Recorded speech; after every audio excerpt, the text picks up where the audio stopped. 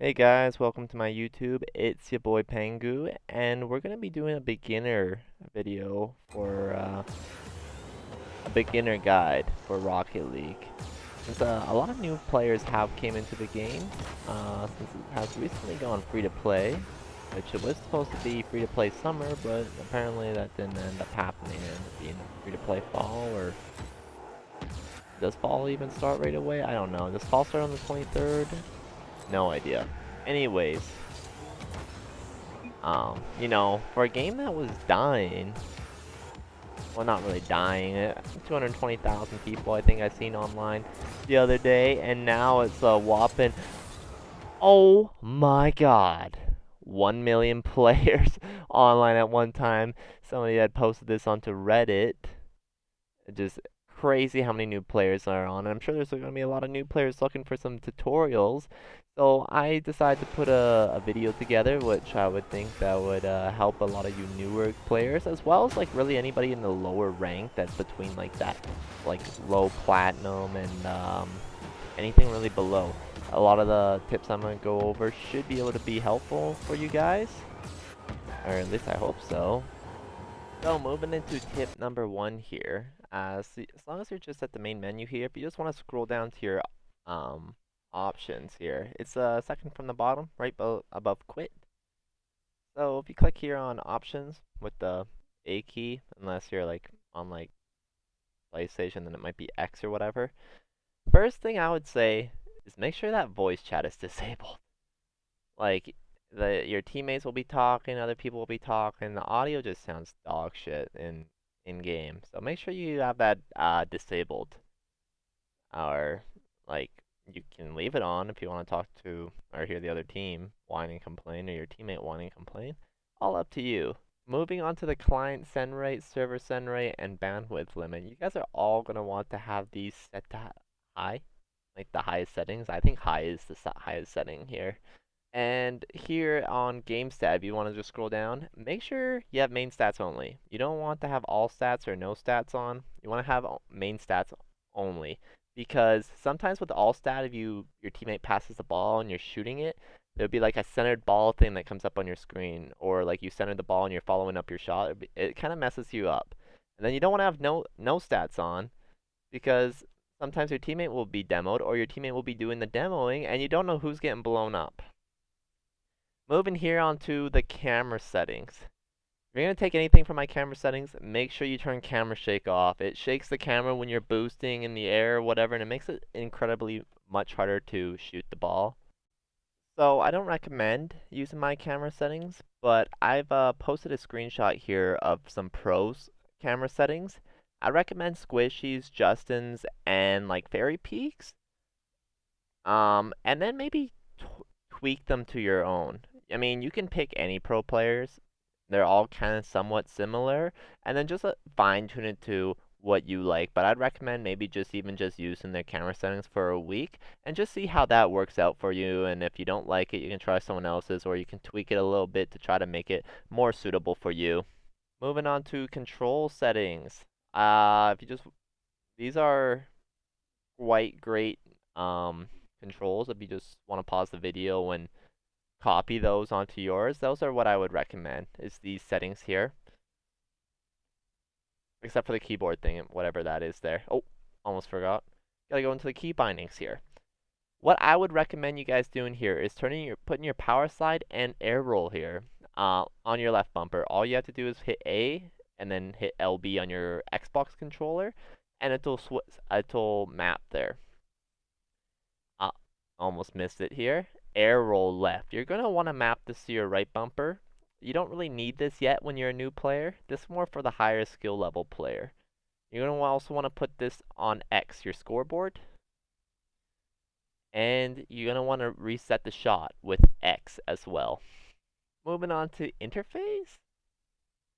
You can put it on metric. That's a good one. That's about it in there. In video, you can put vertical sync on the check mark if you're like doing recordings and stuff, but like it can cause a little bit of input lag. But I would highly recommend turning off light shafts, lens flare, and the motion blur and weather effects. What this will do is to make it much easier in game to be like when you're hitting the ball or driving around the map. It makes it a lot easier for like, just playing the game normally. Audio, this is all up to you. I left mine on default, so same with chat. I think most of my stuff, sorry, most of my stuff here is on default, but you can change it to make it more toxic or more nicer. And then here's the support page. You click on here, you can go to the support page and tell them to fix the game to what it used to be, and that's really about it that you can go to the support page for. So, moving into tip number 1 here. This is what I just like to do. I like to go into free play here. And honestly, if you just drive around and get good like touches on the ball, just drive around using the boost, getting around as quick as you can. There's a lot of new players. They'll be driving around, hitting the ball, missing the or trying to hit the ball, I guess, and missing the ball. And the way to really stop that is just really just getting used to hitting the ball, seeing how the ball bounces off the ground, seeing how the ball bounces off the walls too. And like once you get used to that, you can start to get faster and read types of plays in games where it's going to start to benefit you on getting goals. So I typically don't like to just shoot the ball in on just free play. I like to work on like certain mechanics or just work on like here for example in the play, I like to envision maybe there's a teammate middle. I'm trying to make a pass to the center, or like there's a teammate like over here. I'm flicking to him, or I'm trying to get away from an opponent, and I'm just trying to hit the ball around them on the wall. Like stuff like that is what you guys should. Once you get a little bit better, if you're newer, once you get a little bit better, just start to think about stuff like that. Like, oh, like there's some. I've had situations where there's like a player here. Maybe I should try to practice hitting it off to the side or trying to beat him if he like. You gotta envision that. Probably a bit easier once you've played a little bit more. So moving on to tip number 2, we're gonna go over some shooting, guys. So loading in. Why can't I play back? So moving on into the power shot training pack here. My favorite training packs back in the day when I was newer to the game was actually this power shots one. This actually helped me get extremely accurate. You guys can pause the video if you need the code, or you can find it under the browse section here. But I'm just gonna skip to the shot that I want. This is actually my favorite position to shoot from. Not like in Rocket League, but like just my favorite place to shoot from. One, you're at a pretty far spot back, and it really helps you generate that power. Like obviously, if you're up close, it looks like your shot's quite good. But if you have a shot that's making it in really fast from really far back, then it looks a lot better. As well as you guys can see in the recording, I'm shooting a lot. Like I flip into the ball and hit it with my nose. So I'm flipping into it at the very last second. So here's a very good example of me flipping into the ball at the last very second. I'm just putting in slow motion here for you guys. So I'm coming in, I'm flipping basically as I'm like touching the ball almost. Well, I think here I kind of do flip when I touch the ball, but like if you can get into that last like really that close last millisecond, it's gonna help you generate the power. Like look at this, 109 kilometers an hour on the shot. And you can control your shot a lot better. If you want to put it up high, if you want to put it up lower, if you want to aim for the far post, close post, top left corner, top cheddar, top right, upper 90, whatever you want to call it. It's so much easier compared to this, where this looks like a standard low rank shot. Like this is 85 kilometers. This is like 15 to 25 kilometers less an hour on this power than what I was getting versus flipping into the ball as late as I can. So it's a lot more harder to control where you're going to place the ball, where it's going to be top left or bottom left, or like yeah, it's easy to put like you're going to put it left side or right side or whatever, but it's a lot harder to know if it's going to go right to the top left corner or top right, or try to nail it off the crossbar, try to go tight post with it rather than flipping into the ball at the last second. So moving into tip number 3 of the beginner guide. What's it gonna be? Huh? Huh? What's it gonna be? Well, it's gonna be going over aerial shooting.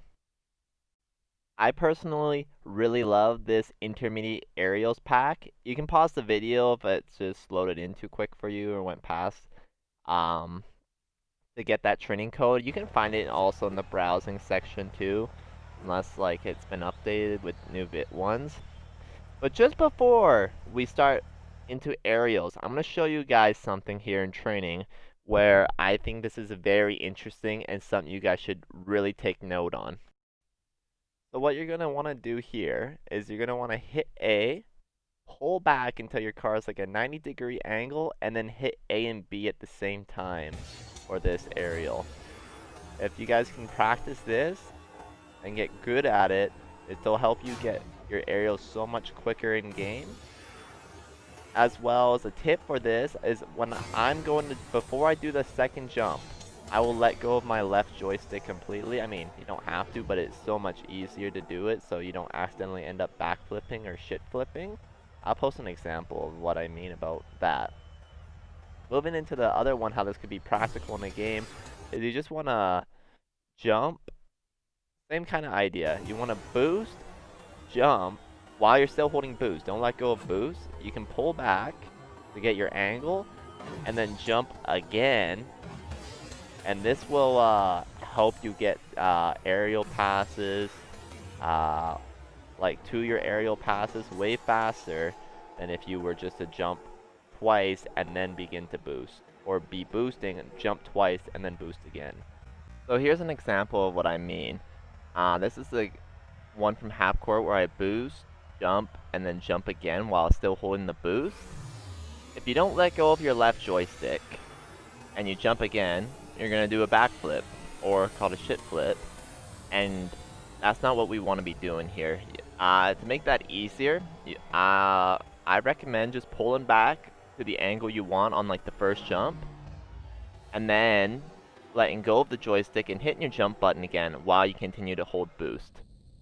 And this can happen obviously on the 90-degree one where you jump and you pull back, and if you hit A and B at the same time while still pulling back on your left joystick, the same thing is going to occur. And that's what we're trying to eliminate here, is this exact problem right here. So here I'm going to show you the difference in speed between hitting A and B at the same time versus double jumping and then boosting. You can see how much quicker and how much faster I got up in the air compared to there. I'm also going to show another clip here where we drive across the field and I boost, jump, and then keep holding the boost and jump again versus hitting A twice and then boosting. You can see the significant difference in speed there. Here, I'm gonna show you why this is very crucial. Here I'm double jumping and then boosting. It's one, you're slower in the air, so you have less time to reposition your car to get yourself into a perfect good shooting area. So right now my shots are about 73 to like 90s when I was doing these. Versus when I